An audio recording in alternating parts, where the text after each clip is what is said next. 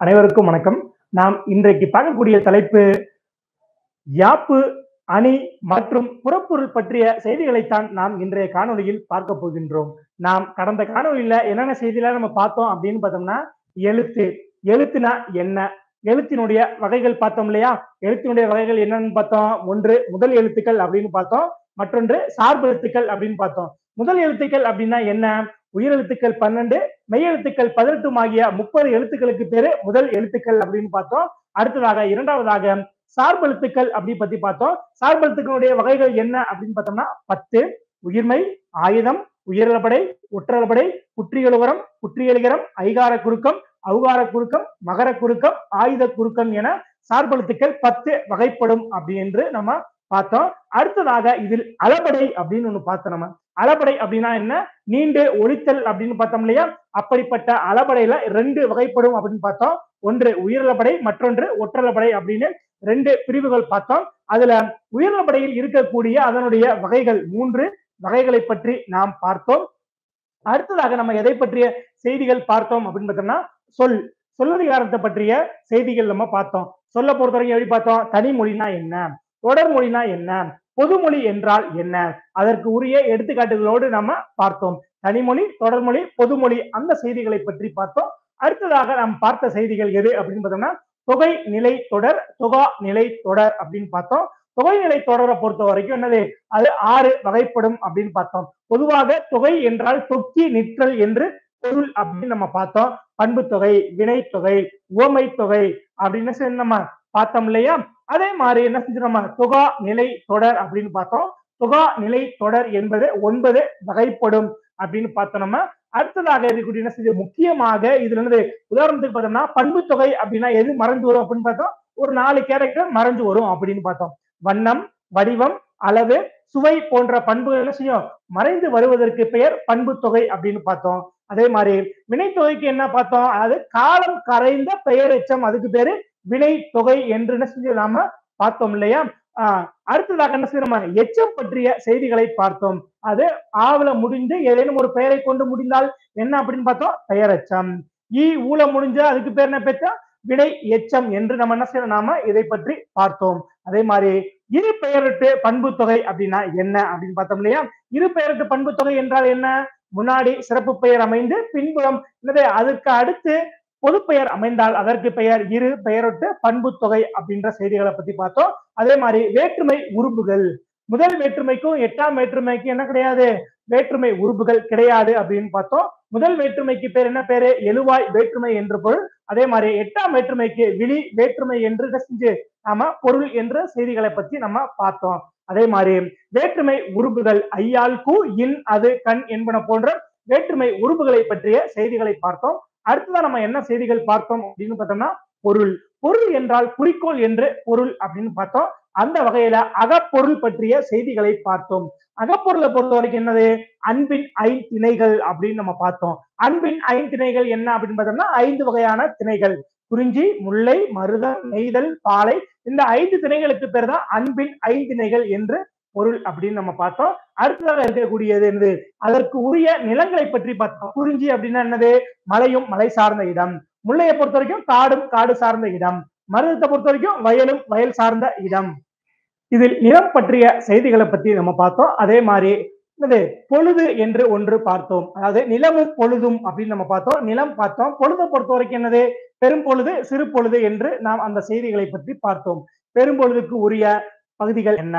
சிறு பொழுதுக்கு உரிய பகுதிகள் என்ன என்பன பற்றிய செய்திகளை பத்தி பார்த்தோம். அடுத்ததாக கருப்பொருள். அதாவது ஒரு நிலம் இருக்கு அப்படின்னா அந்த நிலத்துக்குரிய தெய்வம் என்ன? அந்த நிலத்துக்கு உரிய மக்கள் யாரு? அங்க இருக்கக்கூடிய விலங்குகள் என்ன? அங்க இருக்கக்கூடிய பறவைகள் என்ன? அதனுடைய ஊர் எது? அது மட்டும் இல்லாம அந்த மக்கள் என்ன தொழில் செய்கின்றார்கள்? அங்கே இடம்பெற்றிருக்கக்கூடிய மரம் எது? அது மட்டும் இல்லாமல் அங்கே இருக்கக்கூடிய பூ எது? அது மட்டுமல்லாமல் அங்கே மரம் பற்றிய செய்திகளை பத்தி பார்த்தோம். அங்க இருக்கக்கூடிய பண், யாழ், பறை பற்றிய செய்திகளை எல்லாம் என்ன செஞ்சோம்? கருப்பொருள் என்ற தலைப்பில் நாம் பார்த்தோம். அதனுடைய தொடர்ச்சியாக இன்று நாம் பார்க்கக்கூடியது யாப்பு. பொதுவாக யாப்பு என்றால் கட்டமைக்கப்படுதல் என்று பொருள். எதெல்லாம் கட்டமைக்கப்படுகின்றது? எழுத்து, அசை, சீர், தலை, அடி, தொடை என்ற உறுப்புகளால் கட்டமைக்கப்படுவதற்கு பெயர்தான் யாப்பு என்று பொருள். அந்த அப்படிப்பட்ட யாப்பானது பா என்று அழைக்கப்படுகின்றது. அப்ப பா என்றால் என்ன அப்படின்னு பார்த்தோம்னா என்ன செய்யணுமா, அந்த பாவினுடைய வகைகள் என்ன, எந்தெந்த பாவின் செய்திகளையும், அடுத்ததாக புறப்பொருள் என்று சொல்லக்கூடிய புறத்திணை சார்ந்த செய்திகளையும், வெச்சி, கரந்தை, உளிங்கை, நொச்சி, தும்பை,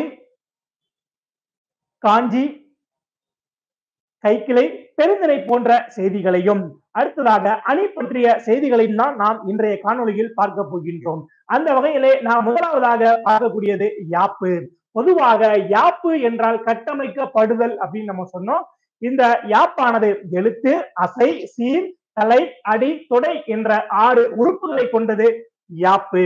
இது வெண்பா, ஆசிரியப்பா, கலிப்பா, வஞ்சிப்பா என 4 வகை பாக்கள் உள்ளன. இதுல வினாக்கள் எப்படி வரும் அப்படின்னு பார்த்தோம்னா, வெண்பாவிற்கு உரிய ஓசை என்ன, ஆசிரியப்பாவிற்கு உரிய ஓசை என்ன, கலிப்பாவுக்கு உரிய ஓசை என்ன, வஞ்சிப்பாவுக்கு உரிய ஓசை என்ன என்பன போன்றுதான் என்ன செய்யும் வினாக்கள் வரும். அடுத்ததாக வெண்பாவிற்கு உரிய நூல்கள் என்னென்ன, ஆசிரியப்பாவுக்கு உரிய நூல்கள் என்ன, கலிப்பாவிற்கு உரிய நூல்கள் என்ன, வஞ்சிப்பாவிற்கு உரிய நூல்கள் என்ன என்பது போன்றுதான் நமக்கு என்ன செய்ய போறது வினாக்கள் வரப்போகின்றது. அந்த வகையில வெண்பாவிற்கு உரிய ஓசை செப்பலோசை. செப்பலோசை வெண்பாவிற்கு உரியது. அறம் கூறக்கூடிய குறளும் நாலடியாரும் வெண்பாவில் அமைந்துள்ளன. அதாவது நீதி கருத்துக்களை பொதுவாக எப்படி சொல்லணும் அப்படின்னு பார்த்தோம்னா, நீதி கருத்துக்களை சொல்லக்கூடிய நூல்கள் அனைத்தும் வெண்பா யாப்பில் அமைந்திருக்கும். உதாரணத்துக்கு நம்ம பார்த்தோம் அப்படின்னா திருக்குறள். திருக்குறள் என்ன செய்ய, அதாவது அறக்கருத்துக்களை பற்றி பேசக்கூடிய ஒரு நூல் தான் திருக்குறள். அதே மாதிரி நாலடியார் எப்படி என்னது நாலும் இரண்டும் சொல்லுக்கு இறுதி அப்படின்ற மாதிரி சொல்லுவாங்க. அதை போல 4 அடிகள் என்ன செய்யுது அறக்கருத்துக்களை சொன்ன நூல் தான் இந்த நாலடியார். சரிங்களா, ஆளும் வேலும் பல்லுக்குருதி, நாலும் இரண்டும் சொல்லுக்கு உறுதி என்ற ஒரு பழமொழியும் ஒன்று உள்ளது. அந்த வகையிலே திருக்குறளும் நாலடியாரும் வெண்பாவில் அமைந்துள்ளன. கேட்பாங்க, வெண்பாவிற்கு உரிய ஓசை என்ன, செப்பலோசை. திருக்குறளில் இடம்பெற்றிருக்கக்கூடிய பா வகை எது, நாலடியாரில் இடம்பெற்றிருக்கக்கூடிய பா வகை எது அப்படின்னு பார்த்தோம்னா வெண்பா. எல்லா நேரத்துல சில நேரம் கேட்கலாம், நாலடியார், குறள், திருக்குறள் இவற்றில் இடம்பெற்றிருக்கக்கூடிய ஓசை எது அப்படின்ற மாதிரி என்ன செய்யலாம் கேட்பதற்கு வாய்ப்புகள் உண்டு. அடுத்ததாக அகவலோசை. அகவலோசைக்கு உரியது ஆசிரியப்பா. இது இலக்கண கட்டுக்கோப்பு என்ன செய்யும், இதுல குறைவா இருக்கும். அதே நேரத்துல கவிதை வெளியீட்டுக்கு எளிதாகவும் இருப்பதற்கு பெயர் அகவற்பா எனும் ஆசிரியப்பா. எது அகவும் அப்படின்னு பார்த்தோம்னா, மயில் போல என்ன செய்யக்கூடியது அகவக்கூடியது அப்படின்னு சொல்லுவாங்க. அப்படிப்பட்ட இது சங்க இலக்கியங்கள் என்று அழைக்கப்படக்கூடிய 10 பாட்டு 8 தொகை. அது நற்றிணை, குறுந்தொகை, ஐங்குறுநூறு, ஒத்த பதிற்று 10, ஓங்கு பரிபாடல், கற்றறிந்தோர் ஏற்றும் கலியோடு, அகம் புறம் என இத்திரத்து 8 தொகை என்று சொல்லக்கூடிய 8 தொகையும், முருகு, பொருநாறு, 12, பெருகு, வளமதுரை, காஞ்சி, கோல் குறிஞ்சி, கோல நெடுநல் வாடை, பட்டின பாலை என கடாத்தொடும் 10 என்று சொல்லக்கூடிய இந்த 10 பாட்டு 8 தொகை பற்றிய 18 நூல்களும் பாடப்படக்கூடிய பா வகை எது அப்படின்னு பார்த்தோம்னா ஆசிரியப்பா. அடுத்ததாக சிலப்பதிகாரம், காப்பியங்கள், அதாவது 50 காப்பியங்கள் என்று சொல்லுவார்கள். சிலப்பதிகாரம், மணிமேகலை, சீவக சிந்தாமணி, வளையாபதி, குண்டலகேசி அப்படின்னு சொல்லக்கூடிய 50 காப்பியங்களுள் முதன்மை காப்பியங்களாக, அதாவது இரட்டை காப்பியங்கள் அப்படின்னு சொல்லுவாங்க. சிலப்பதிகாரத்தையும் மணிமேகலையும் எப்படி சொல்லுவார்கள் பார்த்தால் இரட்டை காப்பியங்கள் என்று என்ன செய்வார்கள் அழைப்பார். சிலப்பதிகாரம், மணிமேகலையை இரட்டை காப்பியங்கள் அப்படின்னு சொல்லுவாங்க. அதே மாதிரி பெருங்கதை என்பதை கொங்குவேளிர் மாக்கதை அப்படின்னு சொல்லுவாங்க. கொங்குவேளிர் மாக்கதை.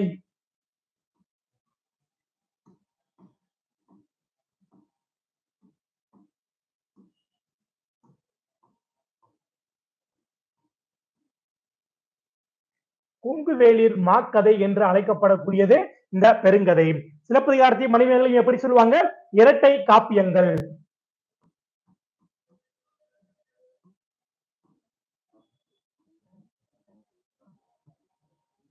இதில் சிலப்பதிகாரம் என்பது சமண காப்பியம், மணிமேகலை என்பது பௌத்த காப்பியம். அடுத்ததாக துள்ளல் ஓசை. செய்யுளின் இடையிடையே உயர்ந்து வரக்கூடியதற்கு பெயர் துள்ளல் ஓசை ஆகும். இது கலிப்பாவுக்கு உரியது. அடுத்ததாக தூங்கல் ஓசை. தூங்கல் ஓசையானது வஞ்சிப்பாவிற்கு உரியது. தூங்கல் ஓசை வஞ்சிப்பாவிற்கு உரியது. என்ன கேட்கலாம், வெண்பாவிற்கு உரிய ஓசை என்ன, செப்பலோசை. ஆசிரியப்பாவுக்கு உரிய ஓசை அகவலோசை, கலிப்பாவுக்கு உரிய ஓசை துள்ளலோசை, வஞ்சிப்பாவுக்கு உரிய ஓசை தூங்கலோசை. அடுத்ததாக பா வகைகள். பா வகைகளை பொறுத்த வரைக்கும் குரல் வெண்பா, சிந்தியல் வெண்பா, நேரிசை வெண்பா, இன்னிசை வெண்பா, பகுரொடை வெண்பா என 5 வகை வெண்பாக்கள் உள்ளன. அடுத்ததாக ஆசிரியப்பாவினுடைய வகைகள்.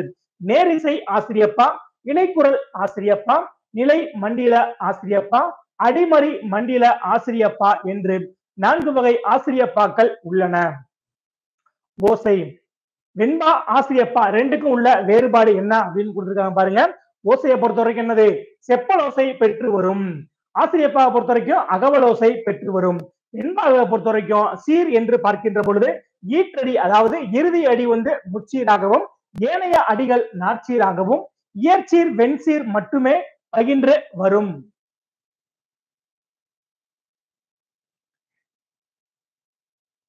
ஆசிரியப்பா பொறுத்த வரைக்கும் ஈரசை சீர் மிகுதியாகவும், தாய்ச்சீர் குறைவாகவும் பகின்று வரும். தலை. ஏச்சீர் வெண்டலை, வெண்சீர் வெண்டலை மட்டுமே பயின்று வரும். கேட்கலாம், வெண்பாவிற்கு உரிய தலை யாது அப்படின்ற மாதிரி கேட்கலாம். வெண்பாவிற்கு உரிய தலை அப்படின்னு பார்த்தோம்னா ஏசீர் வெண்டலை, வெண்சீர் வெண்டலை மட்டுமே பகின்று வரும். ஆசிரியப்பாவை பொறுத்த வரைக்கும் ஆசிரியர் தலை மிகுதியாகவும், வெண்தலை, கலித்தலை ஆகியவை விரவியும். விரவுதல் என்றால் கலந்து வரக்கூடியது. அடுத்ததாக அடி. வெண்பாவை பொறுத்த வரைக்கும் 2 அடி முதல் 12 அடி வரை அமையும்.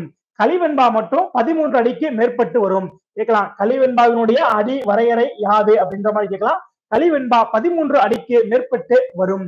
ஆசிரியப்பா பொறுத்த வரைக்கும் 3 அடி முதல் எழுதுபவனுடைய மனநிலைக்கு ஏற்ப அமையும். அதுக்கு பேரு ஆசிரியப்பா. இதனுடைய முடிவு அப்படின்னு பாக்குறப்ப ஈற்றுச்சீரானது நாள், மலர், காசு, பிறப்பு எனும் வாய்ப்பாட்டில் முடியும்.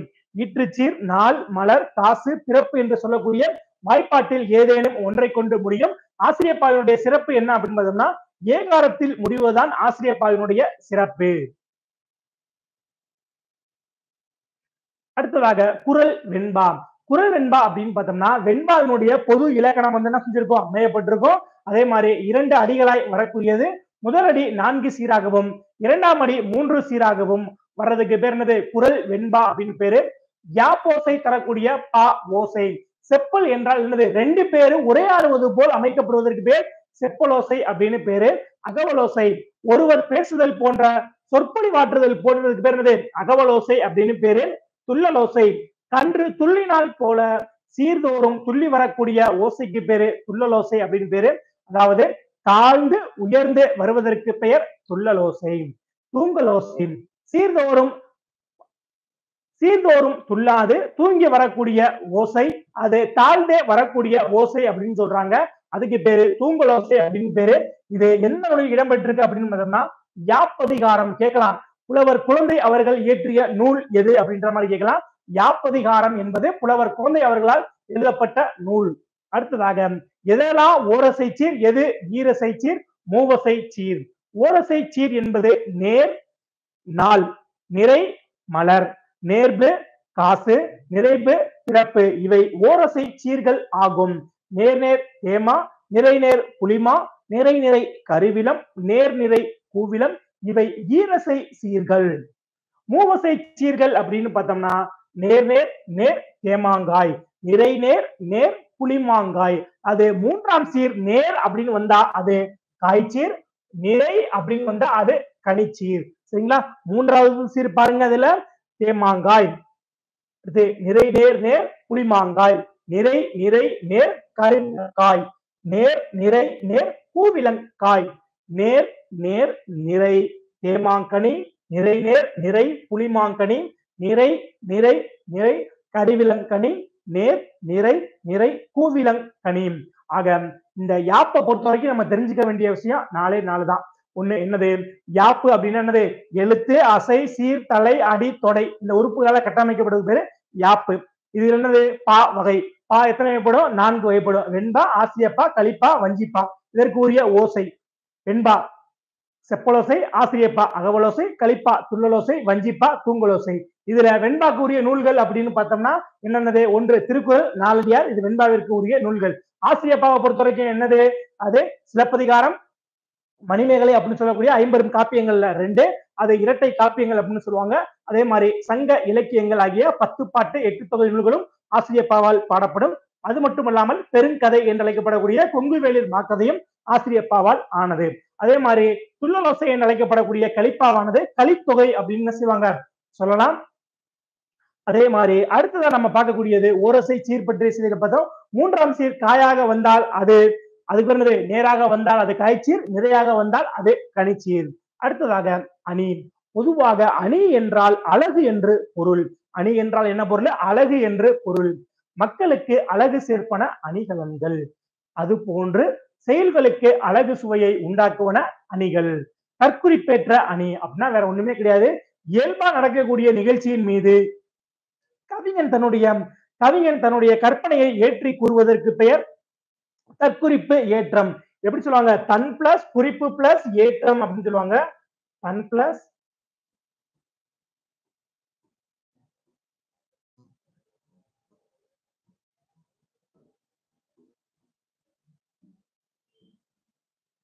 கவிஞன் தன்னுடைய கருத்தை என்ன செய்து குறிப்பாக இருக்கக்கூடியதை குறிப்பாக ஏற்றி கூறுவது.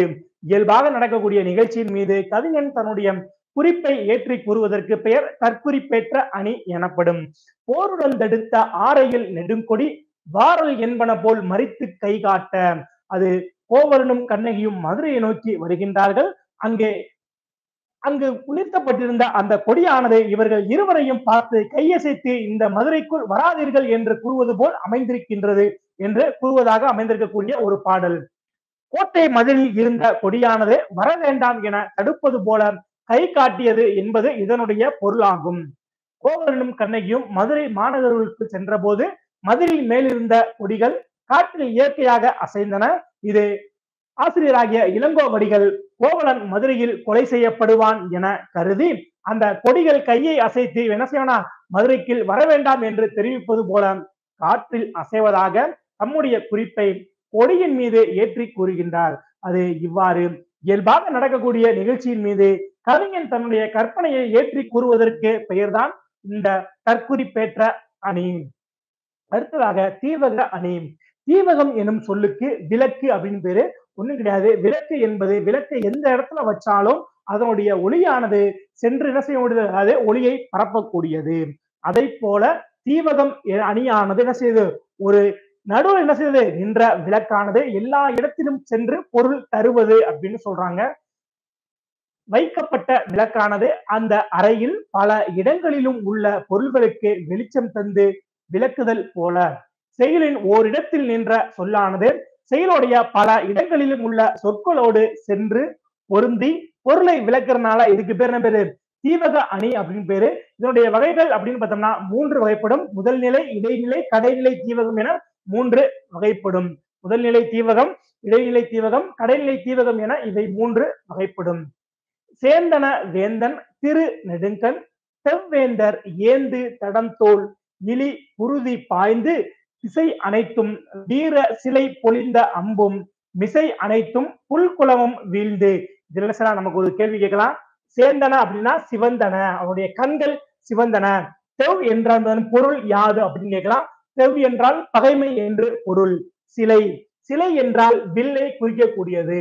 மிசை என்றால் மேலே. புல் என்றால் பறவை. அரசனுடைய கண் என்ன கோபத்தினால சிவக்குது. அதனால அவை சிவந்த அளவில் பகை மன்னர்களுடைய பெரிய தோள்கள் சிவந்தன. குருதி பாய்ந்து என்ன செய்யுது, போர் அப்படின்னாலும் என்ன செய்யும், ரத்த வெள்ளமா தான் இருக்கும்.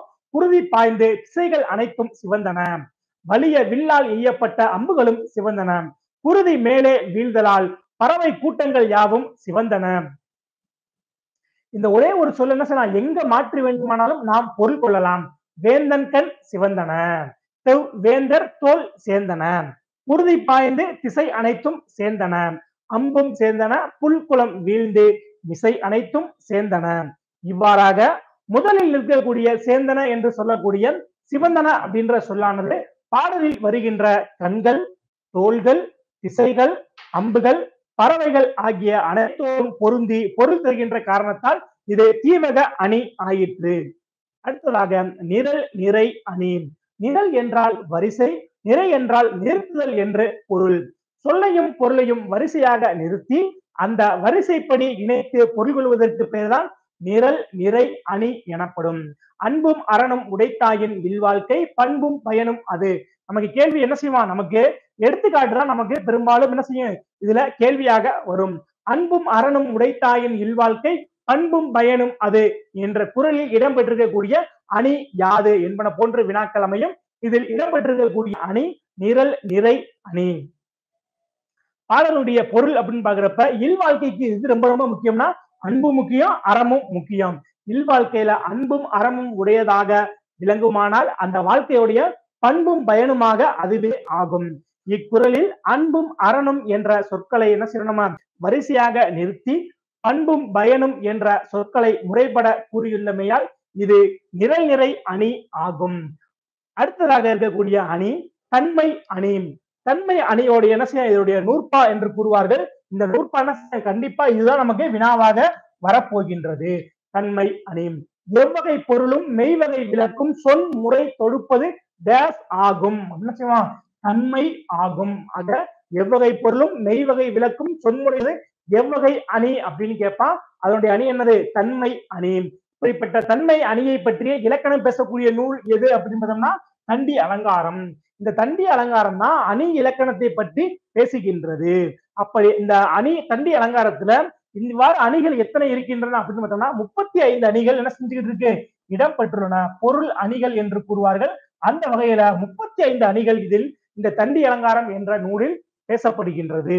தன்மை அணி எவ்வகை பொருளாக இருந்தாலும் இயல்பில் அமைந்த அதனுடைய உண்மையான இயல்பு தன்மையினை கேட்பவர்கள் மனம் மகிழுமாறு உரிய சொற்களை அமைத்து பாடுவதற்கு பெயர் தன்மை அணி. இதுல மற்றொரு கேள்வி கேட்கலாம். இதுக்கு வழங்கப்படக்கூடிய வேறு பெயர் என்ன? அது தன்மை நவிர்ச்சி அணி என்றும் என்ன செய்வாங்க இதை கூறுவாருங்க. அது மட்டும் இல்லாம இயல்பு நவிர்ச்சி அணி என்றும் என்ன செய்வாங்க இதை கூறுவார்கள். தன்மை அணியுடைய மற்றொரு பெயர் இயல்பு நவிர்ச்சி அணி. அது நவிழுதல் என்றால் என்னது சொல்லுதல் அப்படின்னு பொருள் இருக்கு. அது இயல்பாக சொல்லுதல் அப்படின்னு செஞ்சிருக்கு. இது பொருள் உண்டு. தன்மை அணியினுடைய மற்றொரு பெயர் இயல்பு நவிர்ச்சி அணி. இந்த அணியானது எத்தனை கூட 4 வகைப்படும். பொருள் குணம் தொழில் ஜாதி என 4 வகைப்படும். பொருள் தன்மை அணி, குண தன்மை அணி, சாதி தன்மை அணி, தொழில் தன்மை அணி என இவை 4 வகைப்படும். இதனுடைய எடுத்துக்காட்டு அப்படின்னு பார்த்தோம்னா மெய்யில் பொடியும் விரித்த கருங்குழலும் கையில் தனி சிலம்பும் கண்ணீரும் வையை கோன் கண்ட அளவே தோற்றான் அக்காரிகை தன் சொற்செவியில் உண்டளவே தோற்றான் உயிர். இந்த பாடலானது எதில் இடம்பெற்றுள்ளது அப்படின்னு கேட்கலாம். இந்த பாடலானது எங்கே இடம்பெற்றுள்ளது அப்படின்னு பார்த்தோம்னா வடக்குறை காதை வெண்பாவில் இடம்பெற்றுள்ளது. அது இதில் கண்ணகியனுடைய தோற்றமானது இங்கே பேசப்படுகின்றது. மிகவும் கடுமையான கோபத்துடன் வரக்கூடிய கண்ணகியினுடைய தோற்றத்தை பார்த்து அவள் காளி என்றும் கொற்றவை என்றும் கூறுகின்றார்கள். அவள் வந்த தோற்றத்திலேயே என்ன செய்கின்றான், அதாவது பாண்டிய மன்னனானது அவனிடம் சொற்போர் செய்கின்றால் அதில் வெற்றியும் பெற்று மன்னன் என்ன செய்கின்றான் இறுதியில் உயிர் இழக்கின்றான் என்பதானது சிலப்பதிகாரத்தினுடைய கதை.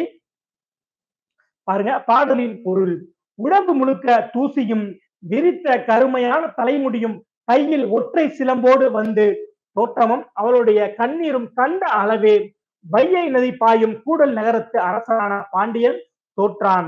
அவளது சொல் தன் செவியில் கேட்டவுடன் உயிரை நீத்தான். கண்ணகியுடைய துயர் நிறைந்த தோற்றத்தினை இயல்பாக உரிய சொற்களின் மூலம் கூறியமையால் இது தன்மை நவிர்ச்சி அணி ஆகும். அது இயல்பாக நடக்கக்கூடிய நிகழ்ச்சி என்ன செய்யலாம், அது இயல்பாக அவருடைய தோற்றத்தை இயல்பாக என்ன செய்யப்படுகின்றது வர்ணிக்கப்படுகின்றது. அதனால இது தன்மை நவிர்ச்சி அணி என்றும் இயல்பு நவிர்ச்சி அணி என்றும் இந்த பாடலானது அழைக்கப்படுகின்றது. அது மட்டும் இல்ல வினாக்கள் என்ன செய்யும், நமக்கு திருக்குறளில் இடம்பெற்றிருக்கக்கூடிய வினாக்கள் நமக்கு கண்டிப்பாக நமக்கு ஒரு வினா உண்டு. அணியை பொறுத்த வரைக்கும் அணி இல்லாம கொஸ்டின் என்ன செய்யாது எந்த ஒரு வினாவும் இருக்கவே இருக்காது. அடுத்ததை நம்ம பார்க்கக்கூடிய அணி சொல் பின்வரு நிலை அணி. ஒரு செயல் என்ன செய்யும் வந்த சொல்லே மீண்டும் மீண்டும் வந்து வெவ்வேறு பொருளை குறிச்சிச்சு அப்படின்னா அதுக்கு பேரு சொல் பின்வரு நிலை அணி. செயல் வந்த சொல்லே மீண்டும் மீண்டும் வந்து வெவ்வேறு அதாவது வேற வேற பொருளை குறித்தால் அதுக்கு பெயர் சொல் பின்வரு நிலை அணி. சொற்பொருள் பின்வரு நிலை அணி என்பது செயலில் வந்த சொல்லானது அதாவது செயலில் இடம்பெற்றிருக்கக்கூடிய சொல்லானது ஒரே பொருளை குறித்தால் அதற்கு பெயர் சொற்பொருள் பின்வரு நிலை அணி. சொல் பின்வரு நிலை அணி. பொருளல் அவரை பொருளாகச் செய்யும் பொருளல்ல வில்லை பொருள். இது பாடலில் இடம்பெற்றிருக்கக்கூடிய அணி எது அப்படின்னு கேட்பாங்க. ஒரு பொருளாக மதிக்கத்தக்கதாகவும் மதிப்புடையவராக செய்வது என்னது செல்வம் தான். அது அல்லாமல் உலகத்துல சிறந்த பொருள் எதுவும் கிடையாது, வேறு எதுவுமே கிடையாது அப்படின்னு சொல்றாங்க. சொற்பொருள் பின்வரு நிலை அணி. செய்யுளில் வந்த சொல்லானது மீண்டும் மீண்டும் வந்து என்ன செய்யக்கூடியது, அது ஒரே பொருளை குறிச்சிச்சுன்னா அதுக்கு பேரு சொற்பொருள் பின்வரு நிலை அணி. இன்மையின் இன்னாத எய்தனின் இன்மையின் இன்மையே இன்னாது. ஒருவனுக்கு வறுமையை போன்று துன்பம் தருவது எது அப்படின்னு பார்த்தோம்னா வறுமைதான் அவனுக்கு என்ன செய்யக்கூடியது, துன்பத்தை கொடுக்கக்கூடியது. அடுத்ததாக உவமை அணி. ஒரு சொல்ல என்ன செய்யுது, அது போல அப்படின்ற வார்த்தை வந்து இடம்பெற்றுச்சுன்னா அதுக்கு பேரு உவமை அணி என்ற பொருள். சொல்ல பயன்படுபவர் சான்றோர், கரும்பு போல் கொல்ல பயன்படும் கீழ்.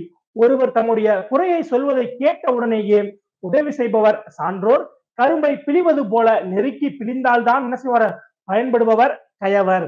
ஆக இந்த என்ன செய்ய ஊமை அணிக்கு எடுத்துக்காட்டாக நமக்கு ஒரு 3-4 பாடல்கள் இடம்பெற்றிருக்கு. அந்த பாடல் வரிகள் செஞ்சு நம்ம அந்த குரலை மட்டும் நம்ம தெரிஞ்சுக்கிட்டாலே என்ன செய்ய நமக்கு போதுமானது. இந்த பாடலில் இடம்பெற்றிருக்கக்கூடிய அணி யாது என்பதை நாம தெரிந்து கொள்ளலாம். வேலோடு நின்றான் இடு வென்றது போலும் கோலோடு நின்றான் இரவு. இந்த பாடலில் இடம்பெற்றிருக்கக்கூடிய அணி உவமை அணி. ஆட்சி அதிகாரத்தை கொண்டுள்ள அரசன் தன்னுடைய அதிகாரத்தை கொண்டு வரி விதிப்பது வேல் போன்ற ஆயுதங்களை காட்டி வரிப்பறி செய்வதற்கு நிகரானதாகும். நச்சுப்படாதவன் செல்வம் நடு ஊருள் நச்சு மரம் பழுத்தற்று. பிறருக்கு உதவி செய்யாததால் ஒருவராலும் விரும்பப்படாதவனுடைய பெற்ற செல்வம் ஊரின் நடுவில் நச்சு மரம் பழுத்தது போன்றது ஆகும். அந்த நச்சு செய்யும் யாருக்குமே பயன்பட. குன்றேறி யானை போர் கண்டற்றால் தன் கை தொன்ற உண்டாக பாதுகாப்பாக நின்று கொண்டு யானை போரை காண்பது போன்றது. ஆக இந்த பாடல்கள் எல்லாமே எதற்கு எடுத்துக்காட்டு அப்படின்னு பார்த்தோம்னா உவமை அணிக்கு எடுத்துக்காட்டு. அது போல என்ற சொல்லானது வெளிப்படையா வந்துச்சுன்னா அதுக்கு பேரு உவமை அணி. போல என்ற சொல்லானது மறைந்து வந்தால் அதுக்கு பேர் என்னது, எடுத்துக்காட்டு உவமை அணி. பண் எண்ணாம் பாடற்கு ஏய்பின்று கண் எண்ணாம் கண்ணோட்டம் இல்லாத கண். பாடலோடு பொருந்தவில்லை எனில் இசையால் என்ன பயன், அது போலவே இரக்கம் இல்லாவிட்டால் கண்களால் என்ன பயன். தினசரி நமக்கு இது வந்து கேள்வியாக வரக்கூடிய ஒண்ணு. ஆக பாடல்ல இருக்கக்கூடிய அணிகள் என்ன செய்யணும், இந்த அணிகளை மட்டும் நம்ம தெளிவாக தெரிந்து கொண்டாலே நமக்கு போதுமானது. அடுத்ததாக வஞ்ச புகழ்ச்சி அணி. தேவர் அணையர் கயவர் அவரும் தாம் மேவன செய்தொழுகலான். தேவரும் கயவரும் ஒரே தன்மை எவ்வாறு அப்படின்னு பார்த்தோம்னா தேவர்களை போல நாம் விரும்புவனவற்றை செய்து ஒழுகக்கூடியவர்கள். ஆக நமக்கு அணியை பொறுத்த வரைக்கும் என்ன செய்யும், என்னென்ன அணிகள்லாம் இடம்பெற்றிருக்கு அப்படின்னு நம்ம பார்த்தோம் அப்படின்னா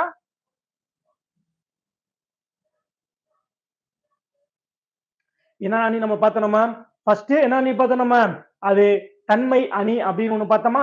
தன்மை அணி எத்தனை வகைப்படும் அப்படின்னு பார்த்தோம், 4 வகைப்படும் அப்படின்னு பார்த்தோம். அதே மாதிரி என்னது நிரல் நிறை அணி அப்படின்னு ஒண்ணு பார்த்தோமா, நிரல் நிறை அணி பார்த்தோம். அதே மாதிரி தற்குறிப்பேற்ற அணி பார்த்தோம். தீவக அணி பற்றிய செய்திகளை பற்றி பார்த்தோம். தீவக அணி எத்தனை வகைப்படும், 3 வகைப்படும். முதல் நிலை, இடைநிலை, கடைநிலை தீவகம் அப்படின்னு பார்த்தோம். தற்குறிப்பேற்ற அணிக்கு எடுத்துக்காட்டு என்னன்னு பார்த்தோம் நம்ம, போர்ந்தெடுத்த ஆரையில் நெடுங்கொடி வாரல் என்பன போல் மறித்து கை காட்ட. இதில் இடம்பெற்றிருக்கக்கூடிய அணி தற்குறிப்பேற்ற அணி அப்படின்னு பார்த்தோம். சேர்ந்தன வேந்த என்ற பாடலானது எதற்கு, தீவகணிக்கு சான்று பாடலாக பார்த்தோம். நிழல்நிறை அணிக்கு அன்பும் அரணும் உடைத்தாகின் இல்வாழ்க்கை பண்பும் பயனும் அது அப்படின்னு பார்த்தோம். அடுத்ததாக உவமை அணி பட்ட செய்திகளை பற்றி பார்த்தோம். அதே மாதிரி சொல் பின்வரு நிலை அணி, சொற்பொருள் பின்வரு நிலை அணி, எடுத்துக்காட்டு உவமை அணி, வஞ்ச புகழ்ச்சி அணி. இவை யாவும் நம்முடைய புத்தகத்தில் இடம்பெற்றிருக்கக்கூடிய அணிகள். அடுத்ததாக நம்ம பார்க்கக்கூடியது புறப்பொருள். மகிழ்ச்சி புறம் பற்றிய நெறிகளை கூறுவது, அதாவது புறம் சார்ந்த செய்திகளை பற்றி பேசுவது புறத்திணை. இந்த புறத்திணையானது வெற்றி முதலாக 12 வகைப்படும். வெற்றி திணை ஒரு காலத்துல ஆணிரைகள் என்று சொல்லக்கூடிய மாடுகள் தான் என்னது மிகப்பெரிய செல்வமாக இருந்தது. அப்படிப்பட்ட செல்வங்களை ஒரு குழுவினர் என்ன செய்வாங்க, திருடி கொண்டு செல்வதற்கு பெயர் ஆணிரை கவர்தல். அதை பற்றி பேசக்கூடிய திணை வெற்றி திணை. மக்கள் சிறு குழுக்களாக வாழ்ந்த காலத்தில் ஆணிரைகளை மாடுகளை சொத்துக்களா வந்து கருதுறாங்க. ஒரு குழுவினரிலிருந்து மற்றொரு குழுவினர் ஆணிரைகளை கவர்தல் வழக்கமாக இருந்தது. ஆணிரைகளை கவர்ந்து வருவதற்காக அவர்கள் அணிந்த பூவானது வெற்றி பூவினை சூடிக்கொண்டு செல்வர். எனவே ஆணிரை கவர்தல் வெட்சி திணை. சிம்பிளா எடுத்துக்கணும். வெட்சி அப்படின்னாலும் என்னது? வெட்சி ஆணிரை கவர்தல். அந்த நிறை மீட்டல் வந்து என்னது? கரந்தை. பசு கூட்டங்கள் என்னதுமா? கொள்ளையடிச்சுட்டு போயிருவான். அதுக்கு பேரு ஆணிரை கவர்தல். அதுக்கு உரிய திணை வெட்சி. கவர்ந்து சென்ற பசு கூட்டங்களை என்ன செய்யுது? மீண்டும் கொண்டு வருவதற்கு பெயர் கரந்தை. அந்த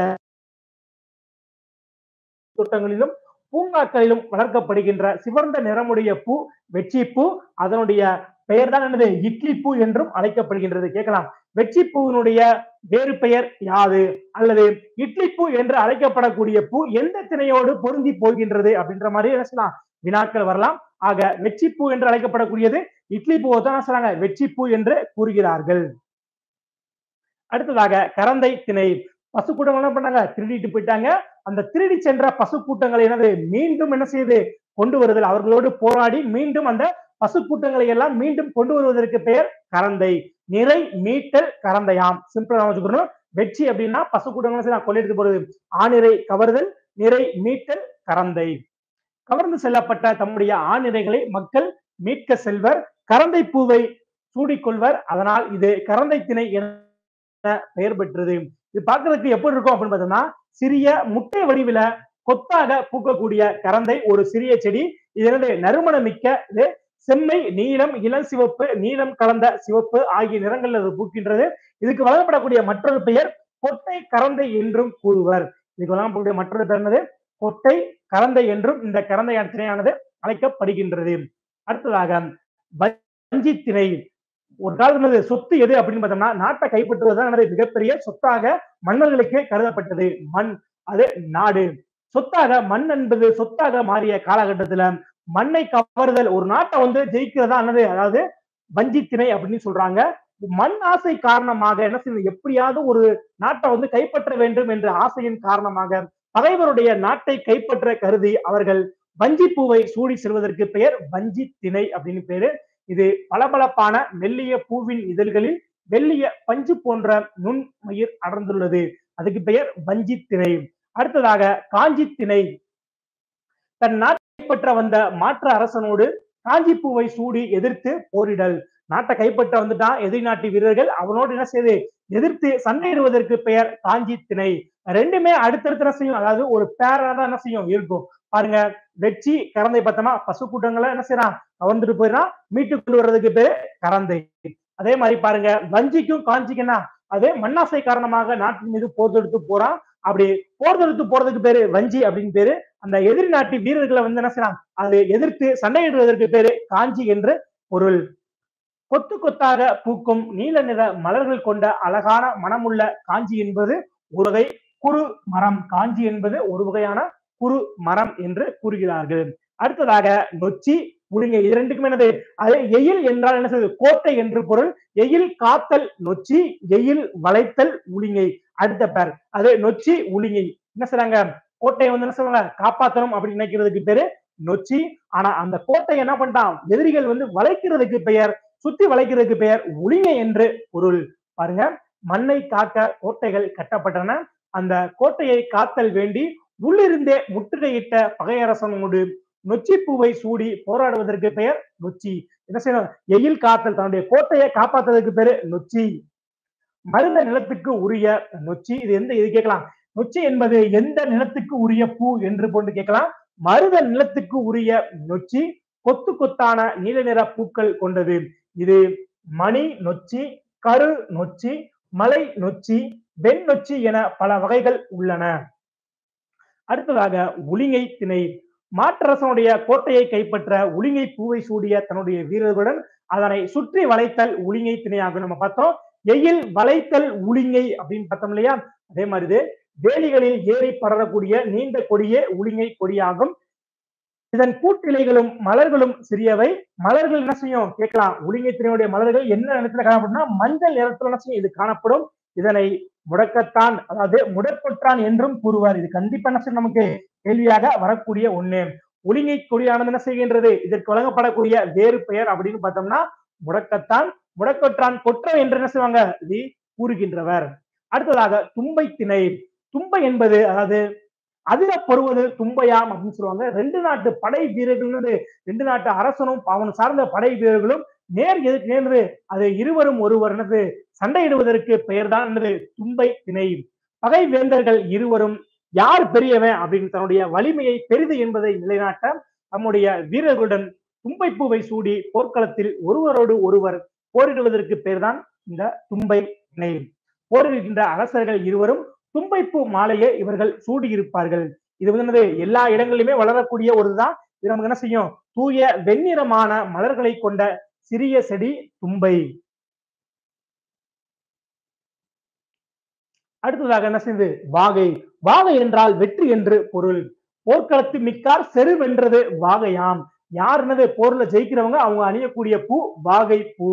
போரிலே வெற்றி பெற்ற மன்னன் வாகை பூவை சூடி மகிழ்வதற்கு பெயர் வாகை திணை. வாகை என்றாலே என்னது? வாகை என்றாலே வெற்றி என்று பொருள்.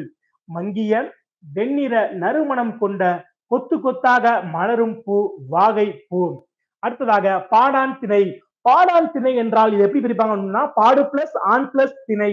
பாடப்படும் ஆண்மகனுடைய ஒழுகலாறுகளை கூறுவது, அவனுடைய கல்வி, அவனுடைய வீரம், அவனுடைய கொடை போன்ற சிறப்புகளை போற்றி பாடுவதற்கு பெயர்தான் பாடான் திணை. பாடு பிளஸ் ஆண் பிளஸ் திணை பாடான் திணை. பாடுவதற்கு தகுதியுடைய ஒரு ஆளுமையாளனுடைய கல்வி, வீரம், செல்வம், புகழ், கருணை முதலியவற்றை போற்றி பாடுவதற்கு பெயர் பாடான் திணை. பொதுவியல் திணை.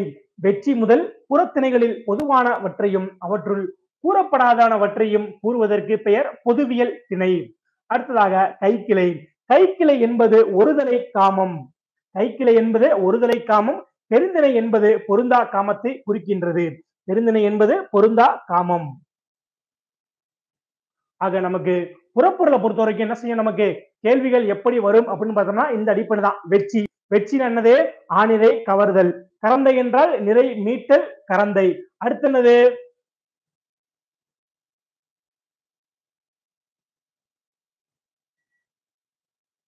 வஞ்சி உளிங்கை. அது மண்ணாசை காரணமாக என்ன செய்யறான்? மண்ணாசை காரணமாக போர் தொடுத்து போறதுக்கு பேரு வஞ்சி. அதை மீட்டுறதுக்கு பேர் என்னது? காஞ்சி. அதுக்கு பேரு வஞ்சி காஞ்சி. அடுத்து எயில் காத்தல் நொச்சி, எயில் வளைத்தல் உளிங்கை. அடுத்து தும்பை என்பது என்னது? இரு நாட்டு வீரர்கள் நேர் எதிராக என்னது சண்டையிடுவதற்கு பெயர் தும்பை. அதுல ஜெயிக்கிறவன் என்ன செய்வான்? வாகை சூடுவான். அதுக்கு பேர் வாகை திணை. அடுத்ததாக கைக்கிளை என்பது ஒருதலை காமம். பெருந்திணை என்பது பொருந்தா காமம். ஆக புறப்பு பற்றிய செய்திகள் என்ன செய்யும்? இந்த செய்திகள் தான் என்ன செய்யுது? இவை அடங்கியுள்ளன. அதுக்கு முன்னாடி என்ன நம்ம பார்த்தோம் அப்படின்னு பார்த்தோம்னா அணிகள். அணிகள் பற்றிய செய்திகளை பொறுத்த வரைக்கும் என்னது? ஒரு கிட்டத்தட்ட ஒரு 7 அணிகள் பற்றிய செய்திகள் நமக்கு வழங்கப்பட்டிருக்கு. அந்த 7 அணிகள் பற்றிய செய்திகள் தான் செஞ்சிருக்கு நமக்கு தொகுத்தே வழங்கப்பட்டுள்ளது. அதற்கு முன்னாடி யாப்பு. யாப்பை பொறுத்த வரைக்கும் யாப்பு என்றால் கட்டமைக்கப்படுதல் என்று பொருள். அதனுடைய வகைகள். யாப்பை பொறுத்த வரைக்கும் என்னது? எழுத்து, அசை, சீர், தலை, அடி, தொடை. அதனுடைய பா வகைகள். பா எத்தனை வகைப்படும்? 4 வகைப்படும். வெண்பா, ஆசிரியப்பா, கலிப்பா, வஞ்சிப்பா. வெண்பாவிற்கு உரிய ஓசைகள் பார்த்தோம் இல்லையா? செப்பலோசை, அகவலோசை, துள்ளலோசை, தூங்கலோசை என அமையக்கூடிய பற்றிய செய்திகளை பற்றி பார்த்தோம். அதே மாதிரி அணி. அணி என்றால் அழகு என்று பொருள். அந்த வகையிலே நாம் என்னென்ன அணிகள்லாம் பார்த்தோம்? தற்குறிப்பேற்ற அணி, தீவக அணி, தன்மை அணி, சொல் பின்வரு நிலையணி, சொற்பொருள் பின்வரு நிலையணி, உவமை அணி, எடுத்துக்காட்டு உவமை அணி, வஞ்ச புகழ்ச்சி அணி பற்றிய திருக்குறளில் இடம்பெற்றிருக்கக்கூடிய அணிகள் பற்றிய செய்திகளை பார்த்தோம். அடுத்ததாக புறப்பொருள் என்றழைக்கப்படக்கூடிய புறத்திணை சார்ந்த செய்திகள், வெற்றி முதல் பாடான் வரை இருக்கக்கூடிய செய்திகளையும் அதனுடைய தொடர்புடைய வெற்றி, கரந்தை, வஞ்சி, காஞ்சி, நொச்சி, உளிங்கை, தும்பை, வாகை, பொதுவியல் திணை, கைக்கிளை, பெருந்திணை, பாடான் என்பன போன்ற புறத்திணையில் இடம்பெற்றிருக்கக்கூடிய திணைகள் பற்றிய செய்திகளை எல்லாம் நாம் இன்றைய காணொளியில் பார்த்தோம். மீண்டும் ஒரு காணொளியில் சந்திப்போம். நன்றி, வணக்கம்.